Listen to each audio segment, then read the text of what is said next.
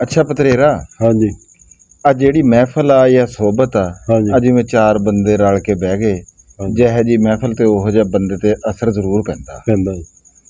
ਇਵੇਂ ਜਿਹੜਾ ਮਾਹੌਲ ਅੱਜ ਦਾ ਕੱਲ੍ਹ ਹਾਂ ਮਾਹੌਲ ਦਾ ਅਸਰ ਜਿਹੜਾ ਹਾਂਜੀ ਵੀ ਉਹ ਪੈਂਦਾ, ਚੰਗੇ ਦਾ ਚੰਗਾ, ਬਿਲਕੁਲ। ਮੰਦੇ ਦਾ ਮੰਦਾ। ਹਾਂਜੀ ਵੀ ਇਹ ਹੁਣ 3-4 ਦਿਨ ਹੋ ਗਏ ਮੈਂ ਨਾ ਗਿਆ ਇੱਥੇ, ਇੱਕ ਖਤਮ ਸ਼ਰੀਫ ਸੀਗਾ, ਹਾਂਜੀ ਫੌਤਗੀ ਹੋਈ ਸੀ ਹੈਂ। ਹਾਂਜੀ ਉੱਥੇ ਯਾਰ ਮੌਲਵੀ ਦੀ ਗੱਲ ਸੁਣੀ, ਜਿਹੜੀ ਗੱਲ ਉਹ ਕਰਦਾ ਗਿਆ, ਇਖਲਾਕ ਦੀ ਕਰਦਾ ਗਿਆ, ਹਾਂਜੀ ਅਖੂਅਤ ਦੀ ਕੀਤੀ, ਭਾਈਚਾਰੇ ਦੀ ਇੱਕ ਦੂਸਰੇ ਨਾਲ ਹੈ ਕੀਤੀ, ਹਾਂਜੀ ਤੇ ਯਕੀਨ ਕਰ ਵੀ ਨਾ ਵੀ ਅਮਾਨ ਤਾਜ਼ਾ ਹੋ ਗਿਆ। ਕਿਆ ਬਾਤ।